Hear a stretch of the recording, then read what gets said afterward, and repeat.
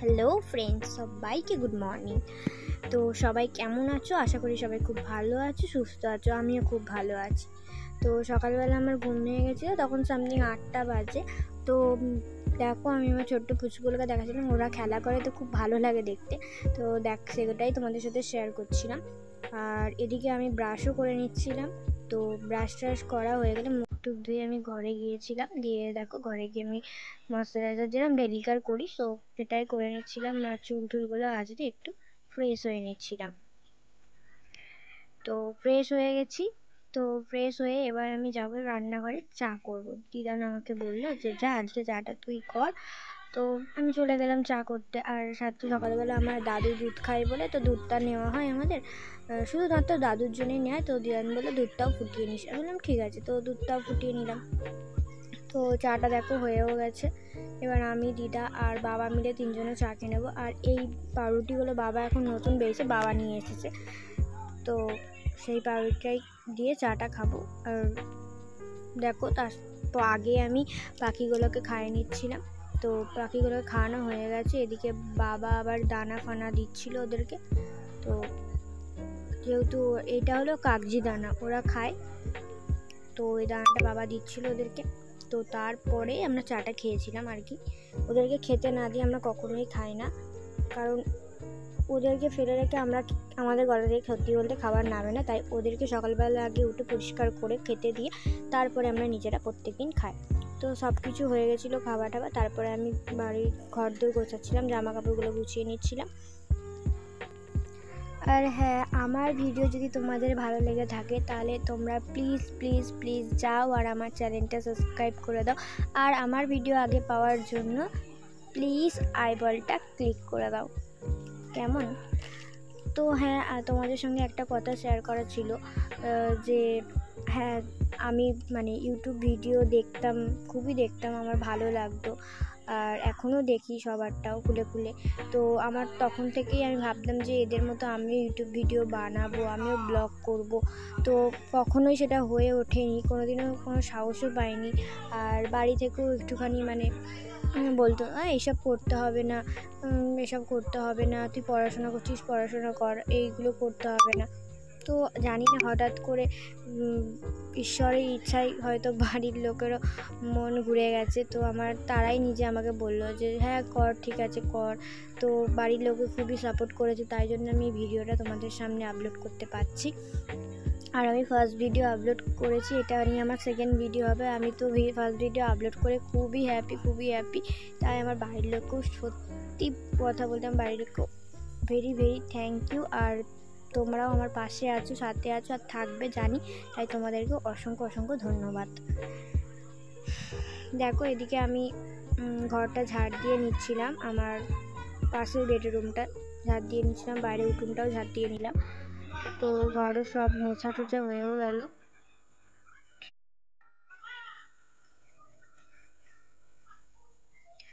আর হ্যাঁ, আগের ভিডিওতে তোমরা যদি চাও আমার মানে হেয়ার রেমেডিটা যদি তোমরা কেউ জানতে চাও, প্লিজ আমাকে কমেন্টে জানিও, আমি তোমাদের সঙ্গে হেয়ার রেমেডিটা শেয়ার করব। আর শুধু ওই একটা হেয়ার রেমেডি না, আমি অনেক রেমেডি তোমাদের সঙ্গে শেয়ার করতে চাই।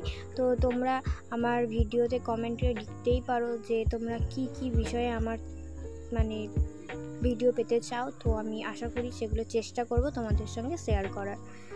তো তোমরা বলতেই পারো। তো আমার দেখো, বাইরেটা ঝাড় দিয়ে নিচ্ছিলাম, উঠোনটা সব হয়েই গেল। তো আমি একটু ছাদে গেছিলাম, ছাদে গিয়ে আমি তোমাদের ফুলগুলো ফুটেছিল দেখিয়ে দিলাম। আর তোমরা তো দেখলেই যে আমাদের ছাদে টাইম ফুল গাছগুলো কীভাবে বসানো।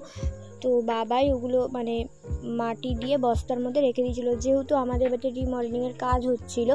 তো তাই জন্য ছাদ বলো, নিচ বলো, ঘরবাড়ি সবই এলোমেলো হয়ে গেছিলো। তো গাছগুলোরও ঠিকভাবে যত্ন নেওয়া হচ্ছিলো না, তাই আর কি বাবা ওইভাবে রেখে দিয়েছিল। আর আমি অনেক দিন ধরেই ভাবছিলাম যে আমি টাইম ফুল গাছ কটা ঘরে বসাবো। তো সেদিনকে একটা মিষ্টির কন্টেনার পেয়েছিলাম, তো ওই কন্টেনারটার মধ্যে আমি ডাল ছিঁড়ে নিয়ে চলে এসেছি। আমি এবার ওই কন্টেনারের মধ্যে আমি এবার ওই গাছগুলো বসিয়ে দেবো। আর এই যে গাছ বসাচ্ছি, এই মাটিটা আমার বাবার হাতে তৈরি করা। বাবা নিজে মানে মাটি বানিয়ে রেখে দেয়। কোনো গাছ আমরা যদি এসে হুট করে বসাই, সত্যি বলতে গাছটা বসানোর মানে পরের দিনই এত সুন্দর ফুল ফোটে। তোমাদেরকে আমি দেখাবো যে আমাদের গাছটা মানে পরের দিনই ফুল ফুটেছে কি না, আমি পরের দিনই তোমাদের আপডেট দেবো। এত সুন্দর ফুল ফোটে আর গাছ এত গ্রোথ হয়, আর সাথে গাছ পুরো সতেজ হয়ে ওঠে। এত সুন্দর বাবা কোনো সার ছাড়া নিজের হাতে এই মাটিটাকে নিজে বানায়। এর মধ্যে সব কিছু দেওয়া আছে, বাবার নিজের হাতে তৈরি করেছে। সেগুলো সবই ঘরোয়া উপকরণ, কোনোটাই দোকান থেকে কেনা নয়। তো দেখো এটাও বাবার হাতের গাছ। তো বাবা এটার মধ্যে বসিয়েছিল, গাছটা দেখেছো কত সুন্দর হয়েছে। আর এই যে আমার গাছটা বসানো হয়ে গেছে, আমি ঘরে এনে রেখে দিলাম। আর এইটা পাশেরটা তো তোমরা জানোই, মানি প্ল্যান্ট গাছ। এটা আমার অনেক দিন ধরেই আছে। আর তারপরেই একটা আমার পার্সেল চলে এসেছিলো গ্ল্যাম থেকে। তো সেইটাই আমি তোমাদের সাথে শেয়ার করছি। তো দেখো এর মধ্যে কি আছে, দেখতে থাকো।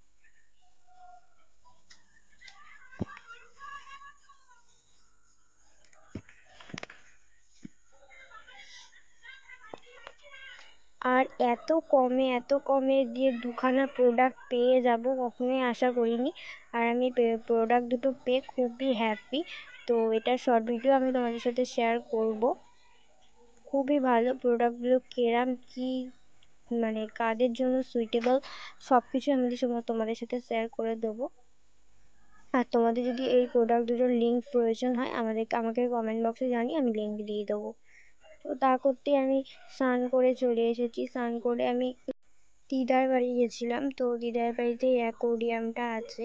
তো ওই অ্যাকোরিয়ামটার মাছগুলো তোমাদের সাথে শেয়ার করলাম। তো বেশি মাছ নেই, কিছু মাছ সব লোককে দিয়ে দিয়েছে, যেহেতু এই অ্যাকোরিয়ামটা আবার নতুন করে একটু মানে করবে, ডেকোরেশন করবে, সেই কারণে সব মাছগুলো অন্য কাউকে দিয়ে দিয়েছে। আর তারপরে আমি এসে পাইপটাই আনতে গেছিলাম দিদার বাড়ি থেকে, কারণ দিদাদেরও দুটো পাখি আছে, তোমাদেরকে দেখানো হয়নি, পরের দিন দেখিয়ে দেবো।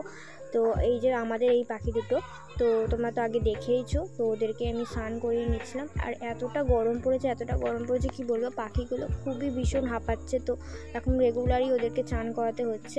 আর এই ছোটো খাঁচাটা করে আমি ওদের দুজনকে স্নান করিয়ে নিই। আর এই বড় খাঁচাটার মধ্যে এই পাখিটা থাকে, আর ছোটো পাখিটা হলো ওই ছোটো খাঁচাটার মধ্যে থাকে।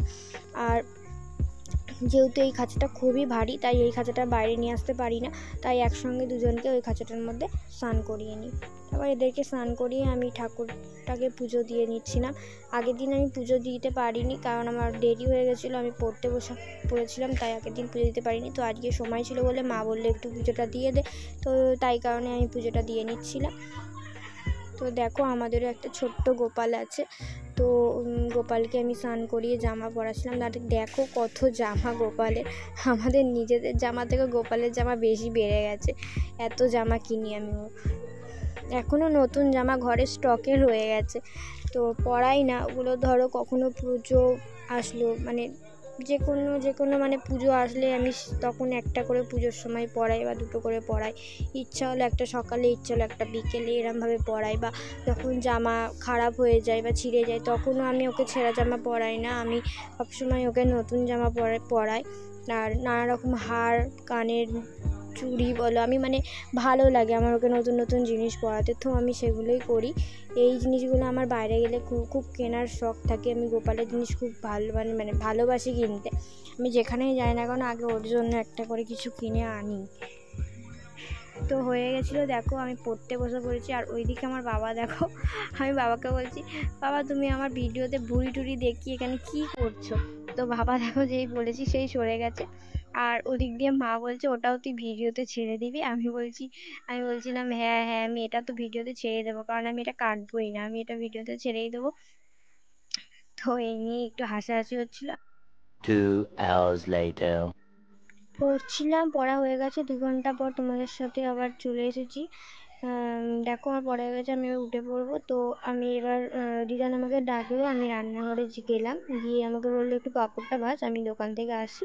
তো আমি পাঁপড়টা ভেজে নিচ্ছিলাম। তো পাঁপড় ভাজা টাজা হয়েও গেছে, এবার আমি খেতে বসে পড়বো। আর দেখো আমাদের কি রান্না হয়েছিল আজকে। আমাদের রান্না হয়েছিল আজকে আলু আর পটল ভাজা আর ঘ্যাটকল, আমার খুবই একটা ফেভারিট মানে খাবার। ঘ্যাটকল আর টক ডাল আর পাঁপড় ভাজা, এটাই আজকে আমাদের মেনুতে ছিল। নিরামিষ হয়েছিল আজকে আমাদের। 2 hours later. তো 2 ঘন্টা বাদে ছাদে চলে এলাম, একটু রেস্ট করছিলাম। তো ছাদে এসে দেখি একটা ঘন্টার আওয়াজ হচ্ছে, তো আমি গিয়ে একটু দেখলাম যে কিসে কি আসছে, তো দেখলাম আইসক্রিম আসছে। তো নিচে গেলাম, নিচে গিয়ে আইসক্রিম কিনে নিয়ে চলে এলাম। আর আমি কিনেছিলাম মালাই কুলফি, আমার খুবই ভালো লাগে, ফেভারিট। আর তারপরে পুচকুটা চলে এসেছিলো, একটু ওর সঙ্গে দিদান খেলা করছিল। আর এই খেলাটা দেখাতে দেখাতে তোমাদের আজকে ব্লগটা আমি এখানেই শেষ করছি। আবার দেখা হচ্ছে কালকের ব্লগে। ততক্ষণ সবাই সুস্থ থেকো, ভালো থেকো, বাই।